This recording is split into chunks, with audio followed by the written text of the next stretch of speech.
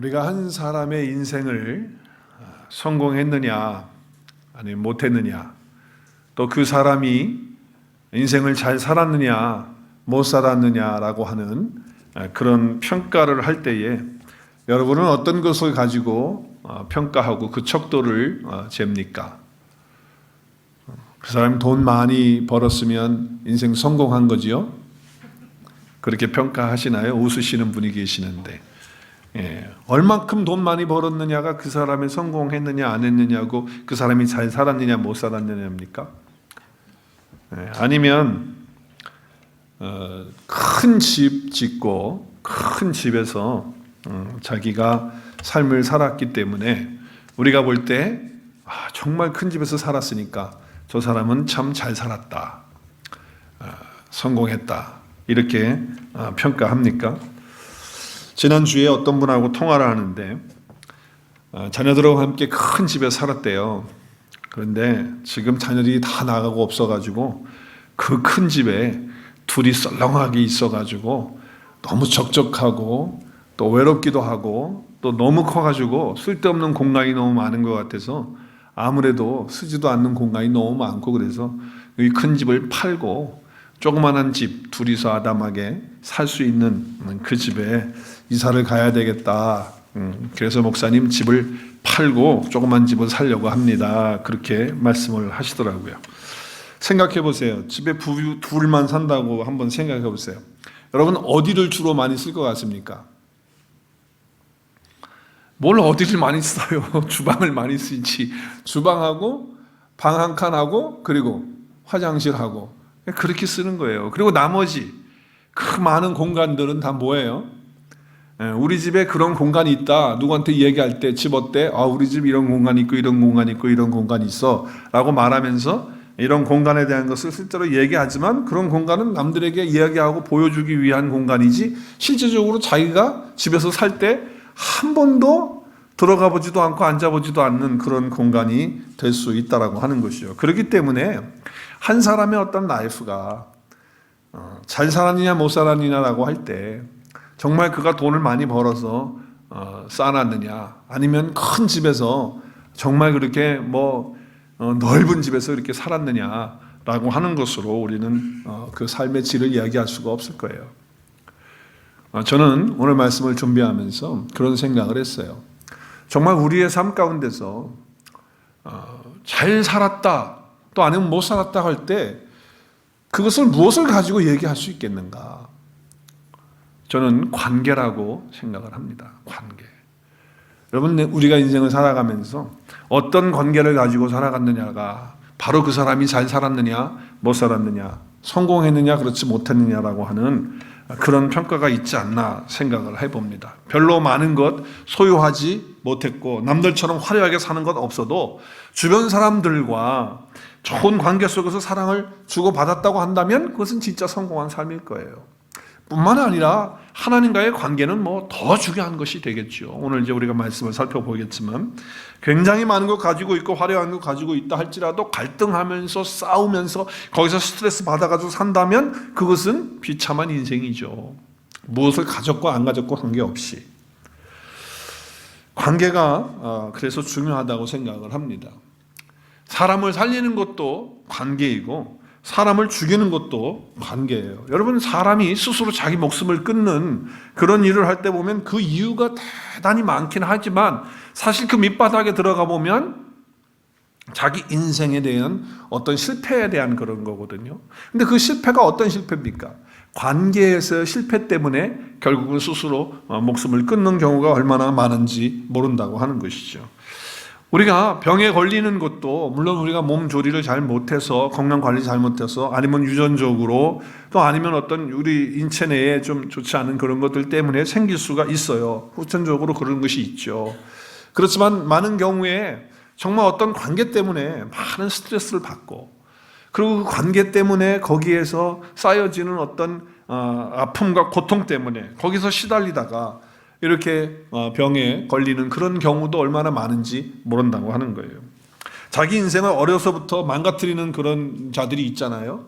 그래가지고선 청소년 시절이 되고 또 나이가 좀 들었는데도 그냥 무차별 그냥 총 들고 가가지고 그냥 무차별 사격을 하는 그런 사람들. 그래서 정말 아무도 말릴 수 없고 말이죠. 그런 악행을 저지르는 그런 사람들을 가만히 이렇게 살펴보면 그들의 어릴 적과 그들의 청소년 길을 보면 실패한 그런 경험들이 있는 거예요. 근데 어떤 실패냐? 많은 경우에 관계에서의 실패예요. 그래서 그것 때문에 오는 것 때문에 결국은 뭡니까? 그것이 어떤 실패든지 간에 자기에게 있어서 이성 간의 실패일 수 있고 경제적인 실패일 수 있고 이제 그런 것들인데 청년이 되고 어른이 되었을 때 또 남녀 간의 그런 관계에서 실패라든지 이런 것들이잖아요. 그랬을 때 결국은 관계거든요. 그 관계가 무너지면 그 사람도 함께 무너지는 것을 볼 수가 있어요. 반면에 사람을 살리는 것도 관계예요. 어떤 사람이 정말 죽어 있는 것처럼 매가리가 없이 살아가는데, 좀 이상하네 표현이, 매가리가 없이 살아가는데 갑자기 어느 날부터 생기가 생기고 뭔가 좀 바짝바짝 하는 것 같고 힘이 생기고 괜찮아 보인다. 이거 웬일인가 이렇게 보니까 새로운 릴레이션십이 시작한 거예요. 새로운 릴레이션십, 새로운 관계가 시작된 거예요. 어떤 사람하고 새로운 사랑이 시작된 거예요. 그러니까 막 생기를 얼굴에 막 갖고 사는 거죠. 좋은 사람하고 만나서 좋은 관계를 형성하게 되면 그렇게 사람이 매가리가 없다가도 힘을 얻게 되는 것을 볼 수가 있어요. 물론 사람과의 관계는요 항상 제한적이 있는 거예요. 그래서 금방 지금 좋았다가도 또 시간이 지나면 나빠지고 어두울 수 있다라고 하는 거죠. 그 문제가 어디 가겠어요? 그건 항상 우리에게 있다라고 하는 거예요. 우리 어른들도 그러고 애들도 그러고 그런 얘기 하잖아요. 호박에다가 줄 군다고 어떻게 그렇게 잘 아시죠? 호박에다가 줄 군다고 수박 되는 거 아니잖아요. 원래 우리는 그런 존재들이니까 거기다가 줄 군다고 해서 특별한 거 없을 거예요. 그렇죠?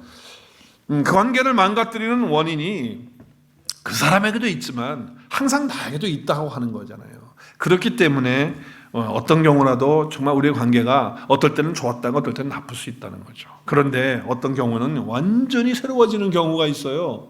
저는 목회하면서 그런 경우를 종종 보거든요. 그래서 웬일인가 하고 보았더니 뭐예요? 관계를 새로 맺었는데 예수 그리스도하고 관계를 새로 맺은 거예요. 할렐루야. 그게 완전히 새로운 거예요. 그건 완전히 정말. 그때는 이야기가 완전히 달라진 거예요. 그때는 얘기가 달라져요. 사람을 살리는 것도 인간관계, 사람을 죽이는 것도 릴레이션십. 관계에 달려져 있다라고 하는 거예요. 그래서 하나님은 우리에게 어떤 관계를 통해서 축복을 주시기를 원하시는 거죠. 우리에게 저주를 주기 원하시는 게 아니에요. 하나님은 항상 우리에게 축복을 주시는데 관계를 통해서 축복을 주시기를 원하시는 거예요. 그래서 하나님은 태초에 계셨죠. 존재로 계신 분이에요. 그리고서는 모든 것을 다 창조하셨죠. 그리고 맨 마지막에 사람을 창조하시고서는 그것도 남자만 먼저 창조하셨어요. 아담. 창조해놓고서 보니까 혼자 사는 게 안 좋아 보였어요. 하나님이. 그래서 어떻게 해요? 함께 할 수 있는 돕는 배필을 만들어서 줘야겠다 해서 하와를 만들어서 주세요. 그것이 오늘 창세기 2장 18절의 말씀이죠. 사람이 혼자 사는 것이 좋지 않다. 그래서 돕는 배필을 준다. 근데 배필을 주어서 준다라고 하는 것은 누구를 얘기하는 거예요? 하와, 여자를 얘기하는 거예요. 근데 실제적으로 여러분 이 말씀은 그냥 혼자 사는 거 외로우니까 남자가 혼자 살면 안 되니까 여자 붙여주자 해서 결혼시켜주는 그 이야기로만 끝내면 안 돼요. 여기에는 더 깊은 의미가 있어요. 더 깊은 의미가 있어요. 여기 혼자 사는 것이 좋지 못하다고 하는 것은 영적으로 먼저 해석을 하면 우리 혼자 사는 건 안 돼요. 우리 안에 누가 계셔야 돼요.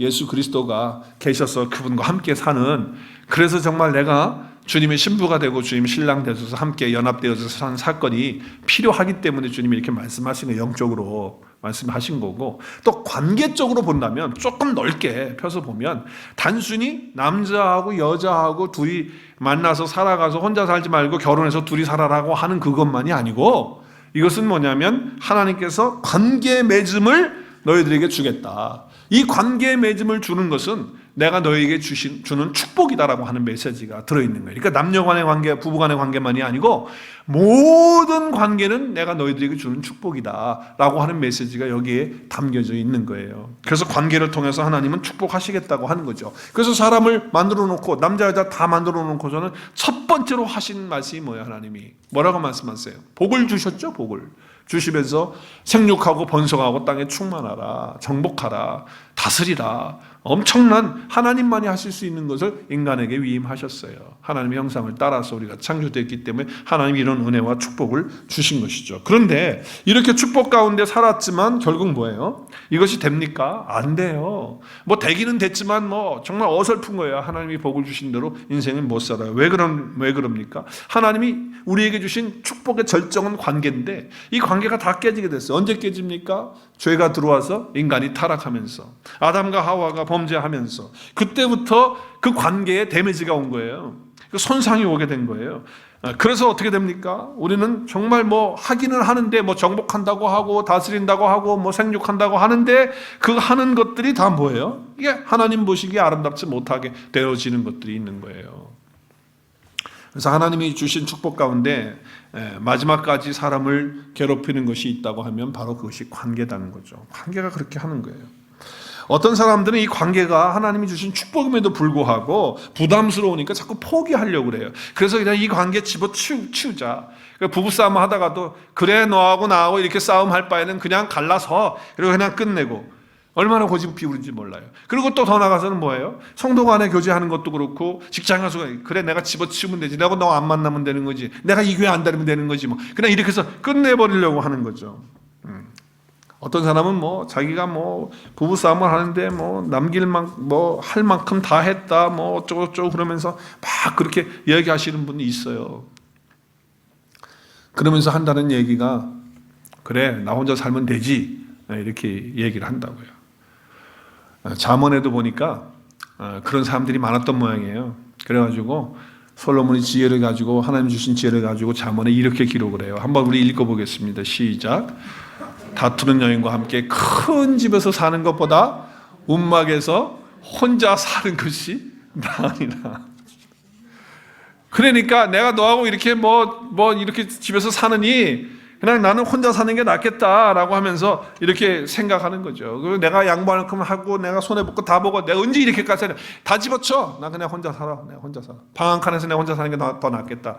이렇게 생각하는 사람들이 있어요. 그러면서 마음속에 드는 생각이 뭐냐. 오죽했으면 사도 바울이 혼자 살았겠는가. 또 그러면서 예수님이 왜 결혼을 안 하셨을까. 막 이런 생각을 하는 거지. 그러면서 그래 혼자 사는 게 낫다. 혼자 중얼거리는 거예요. 여러분 교회 와서도 마찬가지예요. 여러분 교회 와서 갈등이 있어요 없어요?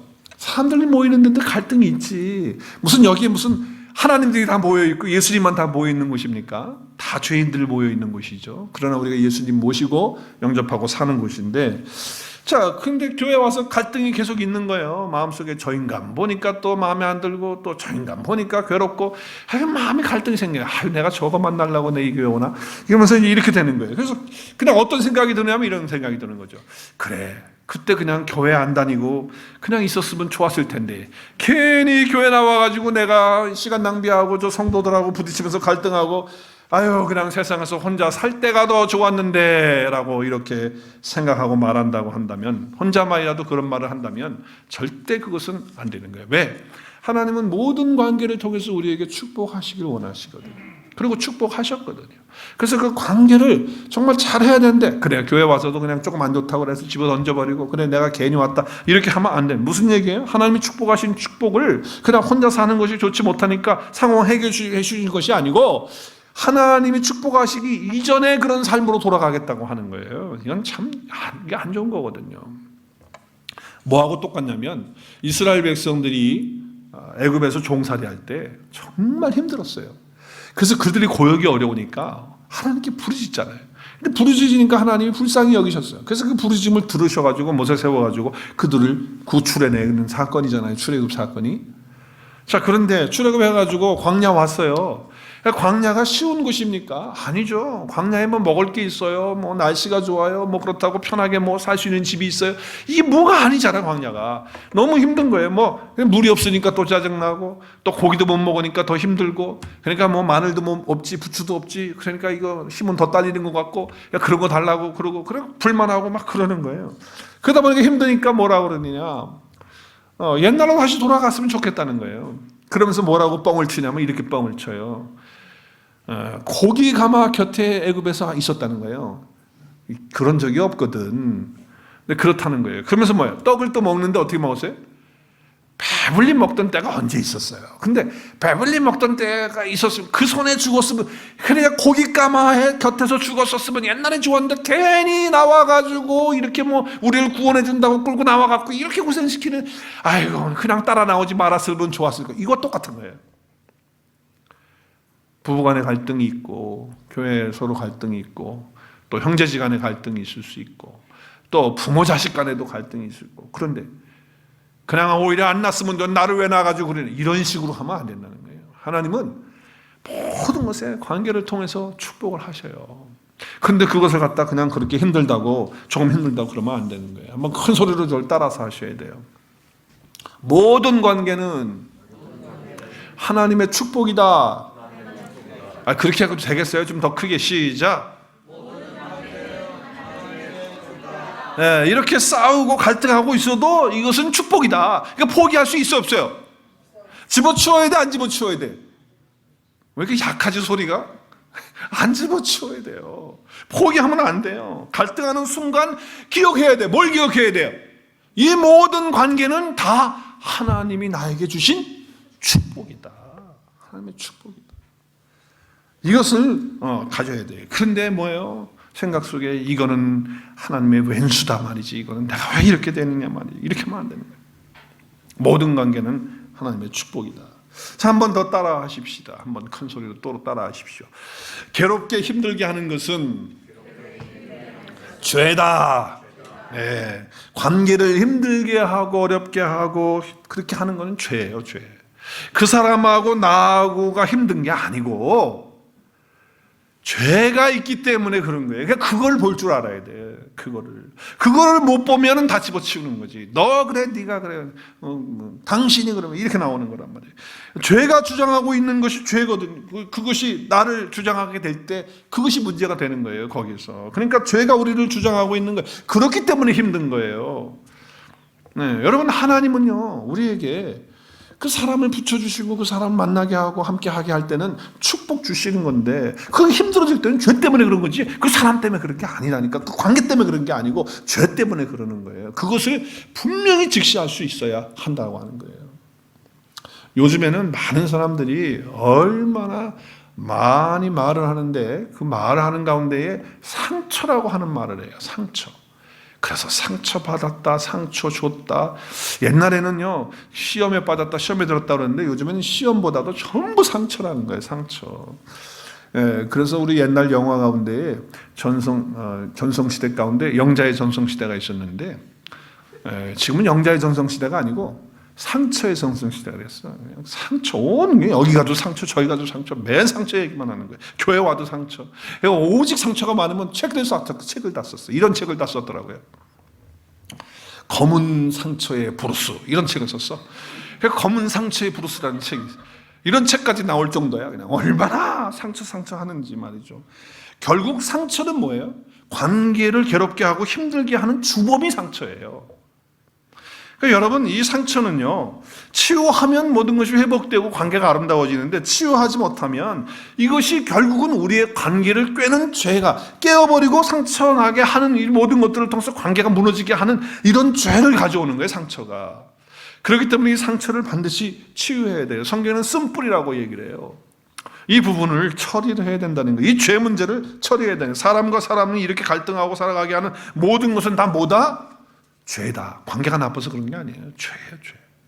그 사람하고 나하고 성격 안 맞아서 그런 게 아니에요. 죄 때문에 그러는 거예요. 죄라는 상처의 모습으로 등장해가지고 사람들에게 이렇게 어렵게 하고 저렇게 힘들게 하고 저렇게 갈등하게 하고 이렇게 싸우게 하고 그러는 거예요. 세상에서 사람과 사람 사이에서 가장 가까운 관계, 사람과 사람 사이에서 가장 가까운 관계, 뗄래야 뗄 수 없는 관계가 어떤 관계입니까?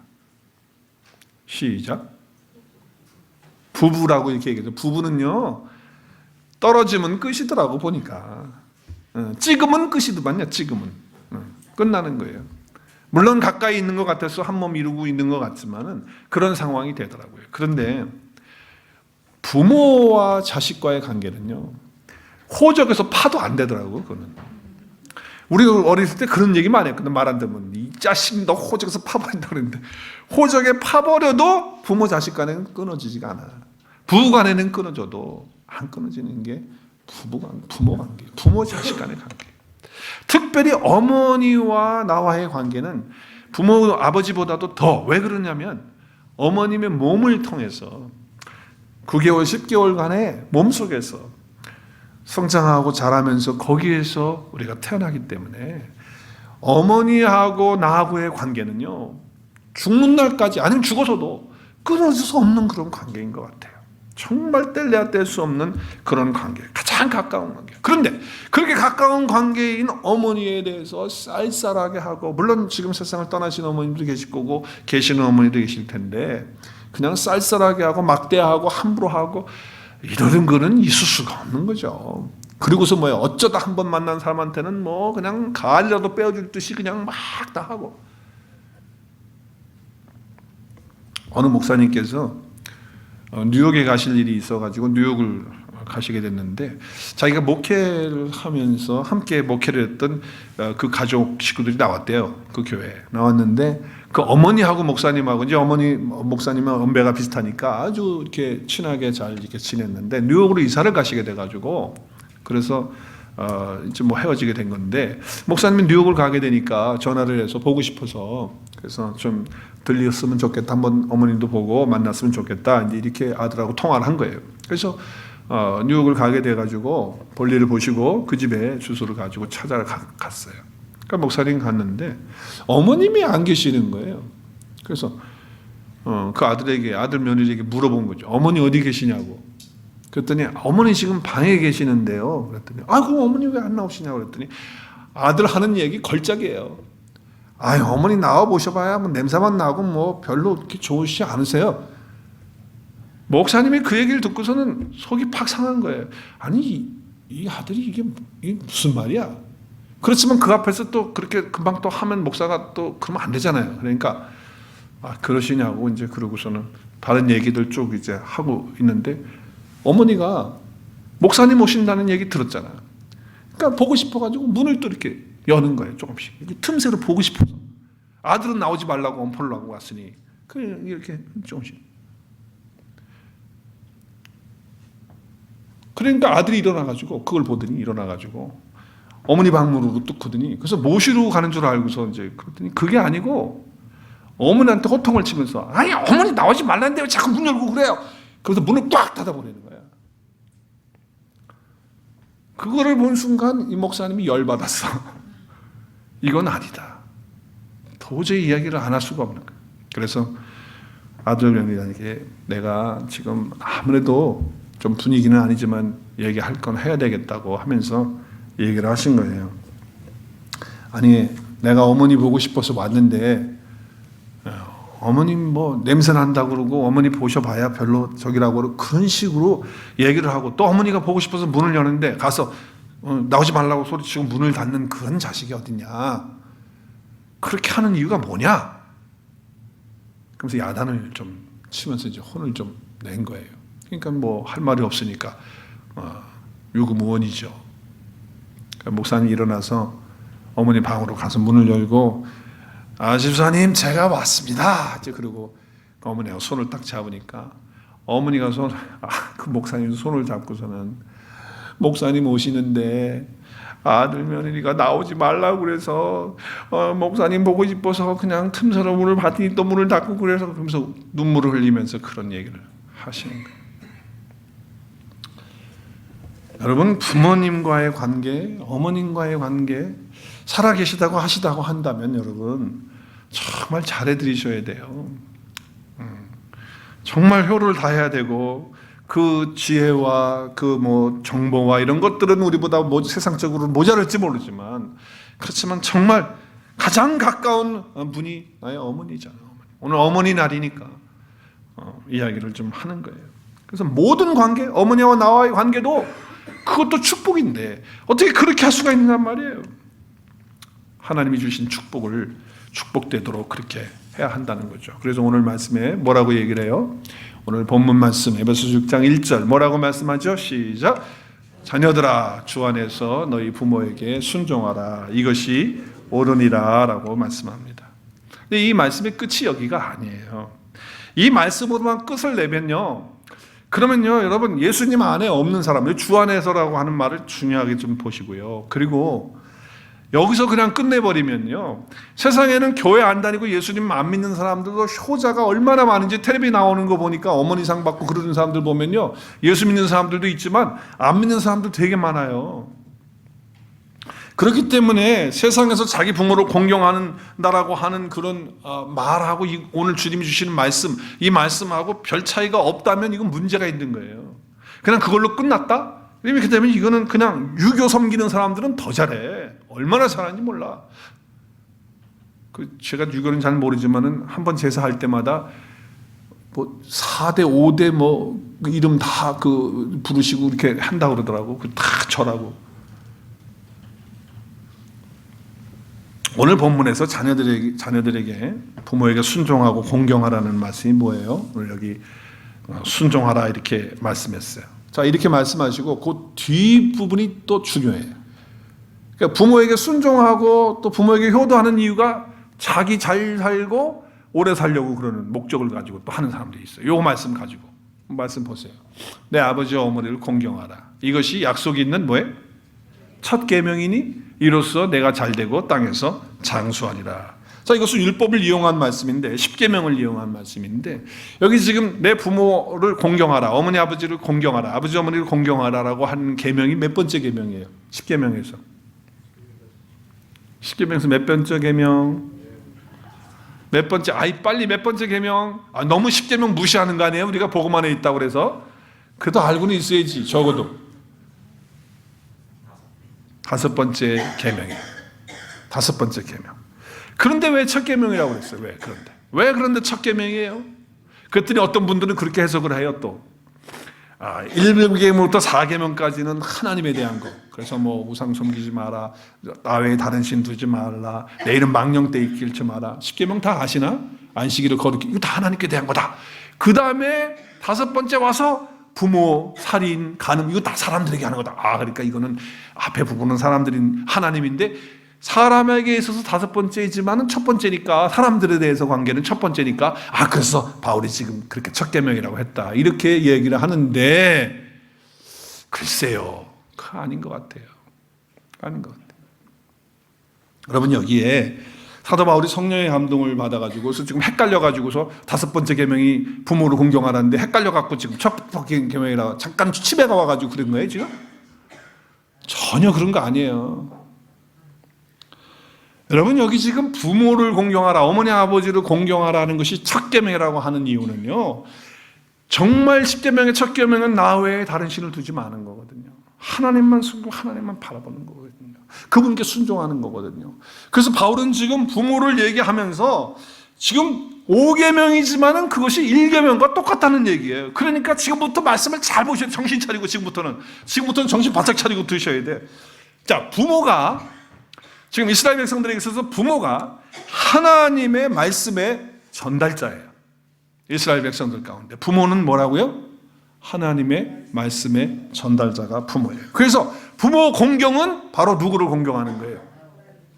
하나님을 공경하는 거예요. 그래서 여러분, 신명기 6장이 쉐마인데 그 쉐마의 1절부터 6절까지의 말씀은 그거예요. 그 말씀을 따라서 지키고 순종하라. 근데 어떻게 하라? 하나님을 사랑하는데 마음을 다하고 뜻을 다하고 성품을 다하고 목숨을 다해서 하나님 사랑하고 그렇게 나가라고 하는 말씀을 주고 있거든요. 그러면서 7절에 뭐라고 그러냐면은 7절에 이렇게 얘기해요. 7절에 내 자녀에게 부지런히 가르치며, 집에 있든지 길에 있든지 어디 있든지 누워 있든지 일어날 때든지 이 말씀을 어떻게 하라? 누가 강론해? 누가? 목사가? 부모가. 그러니까 부모는요, 자녀에게 있어서 하나님의 말씀을 가르치고 강론하는 하나님의 말씀의 대리자라는 거예요. 그렇기 때문에 부모를 공경하라고 하는 거예요. 그러니까 여러분, 부모의 말씀을 잘 들으라는 얘기는 부모의 말씀 듣고 순종하라는 얘기가 아니고 거기에 담겨있는 진짜 뜻은 뭐예요?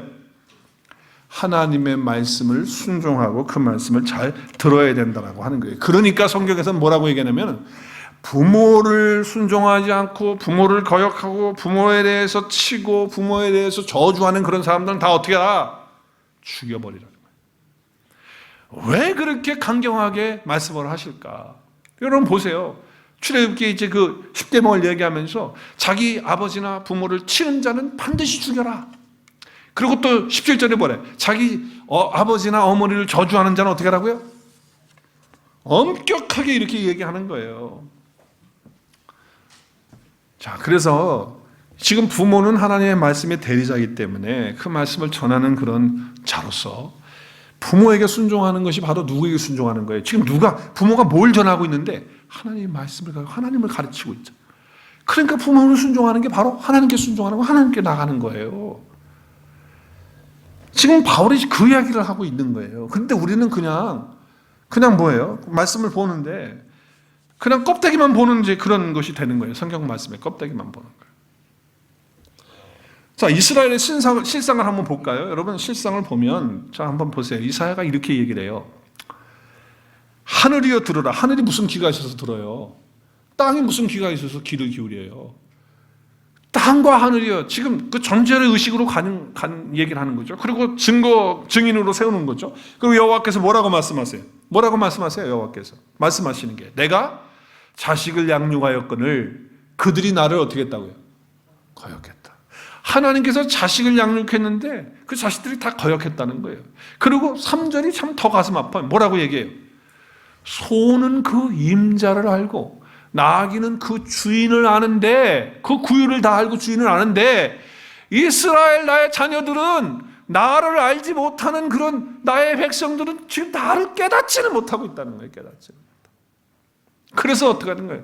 하나님 뭐라고 말씀해요? 슬프다 범죄한 나라고, 허물진 백성이고 행악의 종자고 행위가 부패한 자식이다. 그들이 여호와를 어떻게 했다고요? 버리고 이스라엘의 거룩하신 이를 만홀히 여겨서 멀리하고 물러갔다고 이렇게 이야기를 하고 있는 거예요. 그러니까 지금 그렇기 때문에 오늘 본문 말씀에서 내 부모를 공경하라고 하는 것은, 이러므로 아버지 어머니를 공경하는 것은 곧 아버지 집에서 나오신 말씀으로 오신 누구예요? 말씀으로 오신 예수 그리스도를 믿는 것이 부모를 공경하는 것이고 순종하는 것이 되는 것이고, 하나님 아버지 예수님이 뭐라고, 나를 본 자는 아버지를 봤다 이렇게 얘기를 하셨어요. 그래요? 그러면서 나를 공경하는 것이 누구를 공경하는 거라 했어요? 하나님을 공경하는 것이다. 제 얘기가 아니고 예수님이 하신 말씀이에요. 심판을 아들에게 다 맡겼어요. 그리고 이제 아버지를 공경하는 것 같이 아들도 공경하게 하기 위해서 그렇게 하셨다는 거예요. 그러면서 뭐예요? 아들을 공경하지 않는 사람은 그를 보내신 아버지를 공경하지 않는 것이다 말씀하는 거예요.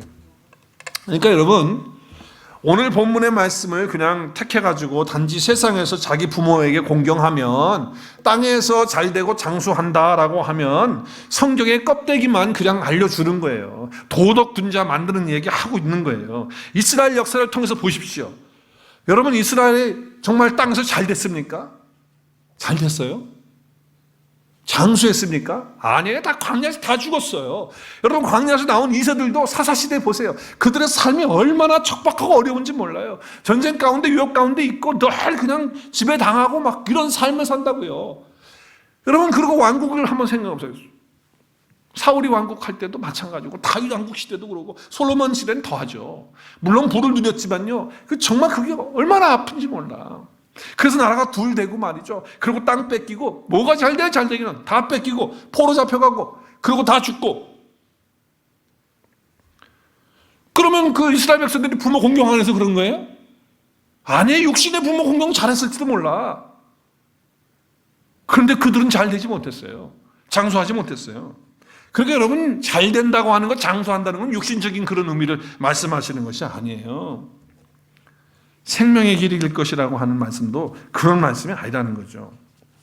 여러분, 시편 73편 말씀을 메모를 해놓으세요.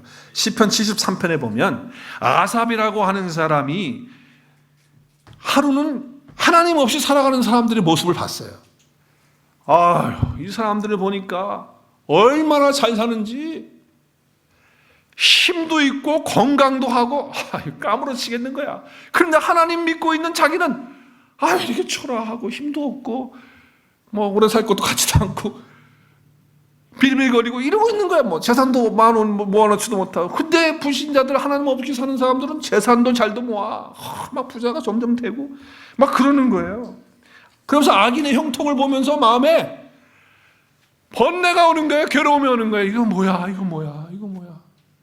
그렇게 고통하다가 하나님의 성소에 들어갔을 때 비로소 그것을 깨달아요. 아, 잘 된다고 하는 거, 성공한다고 하는 거, 오래 산다고 하는 거, 이거 육신적인 게 아니구나. 이걸 깨닫는 거예요.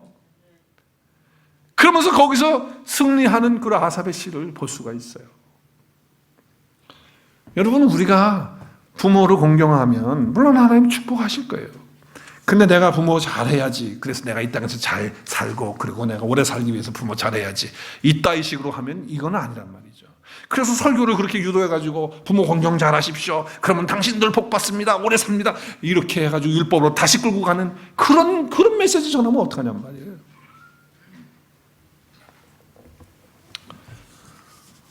여러분, 우리가 이 말씀을 들을 때 성령께서 여러분의 귀를 열어주실 수 있기를 주의 이름으로 축복합니다.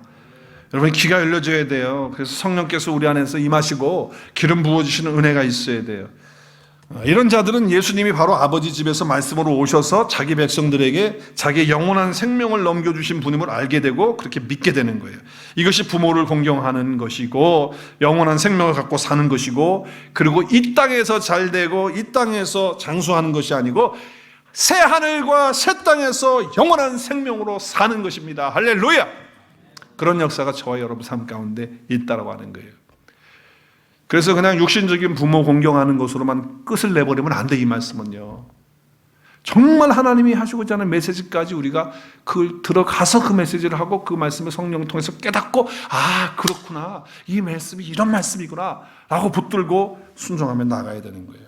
그렇기 때문에 사람과 사람과의 관계의 해결은 언제나 하나님과 관계 속에서만 해결할 수 있는 키가 있다는 것을 믿으실 수 있기를 바랍니다.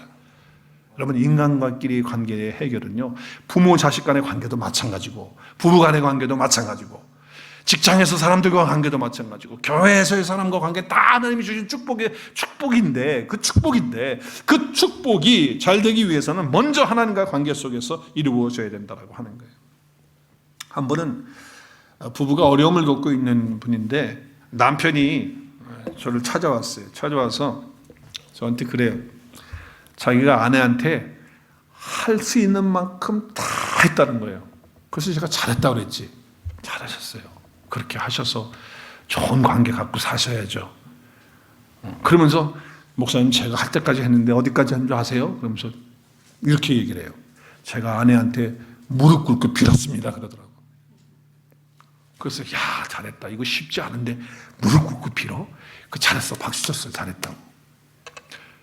근데 그 다음 말이 중요해요. 목사님, 그런데도 해결이 안 돼요. 그래. 여러분, 여자분들 한번 남편이 와서 잘못했다고 무릎 꿇고 빌면 해결해 줄 거 안 해줄 거예요? 안 해줘요? 근데 이 부인이 너무 힘들었던 모양이죠. 그러니까 이것도 하나의 가식이다 이렇게 생각했는지 모르겠어요. 아무튼 해결이 안 되는 거예요. 그래서 이렇게 할 것까지 다 했는데, 무릎 꿇고 나가서 했는데 안 된다는 거예요. 빌었는데. 그래서 제가 말은 못하고 속으로, 무릎을 그 앞에 꿇을 게 아니라 다른 데 가서 꿇어야지. 그리고 주여 불러야지. 왜 거기서 꿇어? 자기가 인간적인 방법으로 인간의 관계의 문제를 해결하려고 그렇게 몸부림치고 무릎 꿇기까지 끌어도 안 되는 경우가 있다는 거예요. 그렇기 때문에 하나님과 나와의 관계가 거기에서 해결을 받아야 된다는 거예요. 하나님으로부터 공급되지 않는 한은 관계는 영원히 풀릴 수가 없어요. 그래서 우리는 하나님과의 관계 가운데 있어야 되고 성령 충만함을 날마다 받아야 될 줄로 믿습니다. 그런 삶이 우리에게 필요한 거예요. 성령 받고 나면 우리 관계가 새로워지는 거예요. 시작되는 거예요. 상처를 극복할 수 있는 능력이 생기는 줄로 믿습니다. 사랑할 수 없는 사람들까지 사랑할 수 있는 힘을 얻게 되는 것이거든요. 이 성령 받아야 가능한 거예요.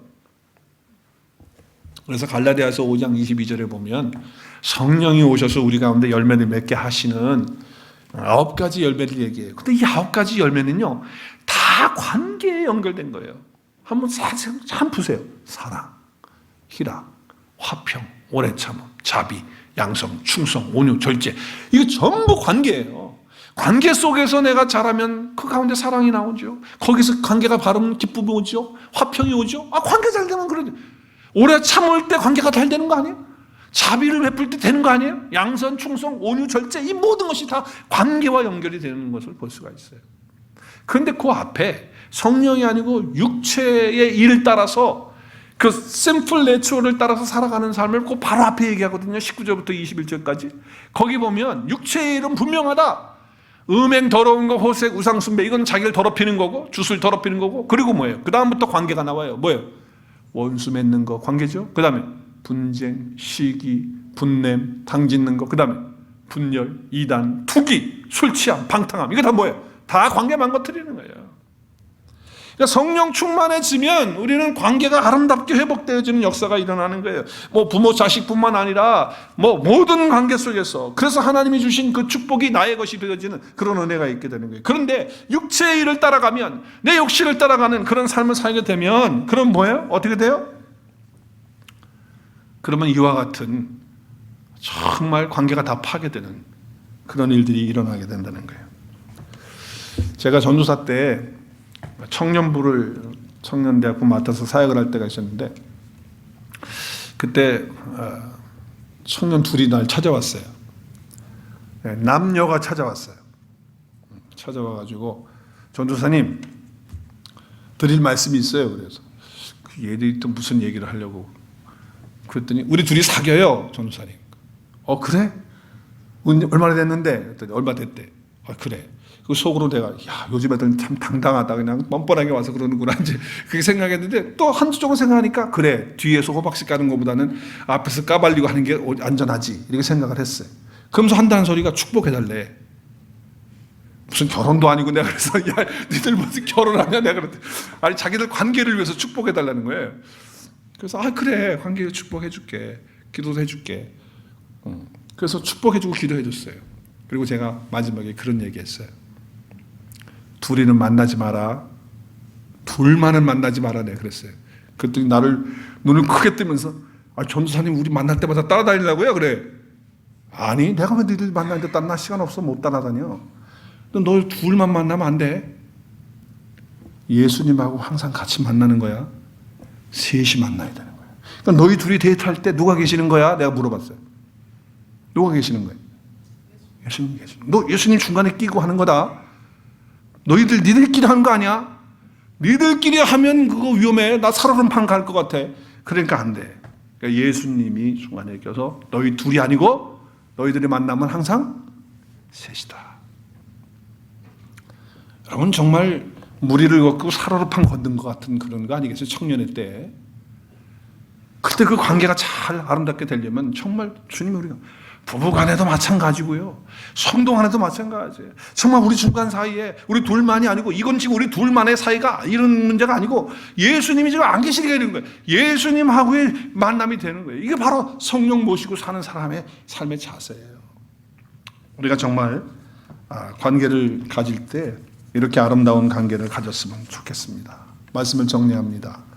모든 관계는 하나님의 축복입니다. 믿으십니까? 자, 그렇다면 그 축복의 관계를 서로 누리기 위해서, 아름답게 모시기 위해서는 성령의 충만함을 구하고, 항상 우리의 만남 가운데 누가 함께 계신다? 예수님이 항상 함께 계신다. 그러니까 우리는 예수님 바라보고 나가는 거예요. 여러분 베드로가 예수님 무리로 걸어오는 걸 보면서 예수님이십니까? 나다 그래도 주님이시면 나를 좀 걸어오게 하십시오. 그래서 어떻게 해요? 그래 걸어와라 그랬더니 베드로가 어떻게 합니까? 용감해. 그러니까 이렇게 진짜 무리를 걷고 있는 거야. 주님 똑바로 보고 물을 것 같아. 그러다가 생각이 이거 제가 지금 무리를 걷고 있는 건 맞아? 그 물을 보니까 어떻게 합니까? 쑥 들어갔어요. 그래서 네가 믿음이 없는 것에 대해서 예수님이 믿음이 적은 자라고 책망하셨죠. 근데 여러분 거기에 믿음에 대한 얘기만 하는 것이 아니고 그 부분에 대해서 우리는 관계를 볼 줄 알아야 돼요. 정말 우리가 예수님 바라보고 우리가 관계를 갖게 되고 우리의 모든 삶에 그런 관계를 갖게 되면 무리를 걷게 된다 할지라도 정말 그 물에 빠지지 않는 그런 관계가 되는 거예요. 그런데 우리는 어떻게 합니까? 자꾸 그 사람 보고 이러다 보니까 관계가 깨지고 무너지는 거예요. 우리가 중간에 늘 주님이 계시다, 또 주님 안에서 우리가 말씀 가지고 늘 아름다운 관계를 통해서 모든 관계를 우리를 축복으로 주신 그 하나님 앞에서 그 관계들을 통해서 축복을 누리면서 살고 나누면서 살고 그렇게 사실 수 있길 바라고, 특별히 가장 가까운 우리 어머니, 부모님들에 대해서 오늘 어머니 주일이니까 살아계신 분들이 계시다면 그분들에 대해서 정말 이런 하나님이 주신 축복을 어머님과 함께 마음껏 누리시는 저와 여러분 모두가 될 수 있기를 주님의 이름으로 축복합니다. 우리 함께 기도하는 시간 갖겠습니다.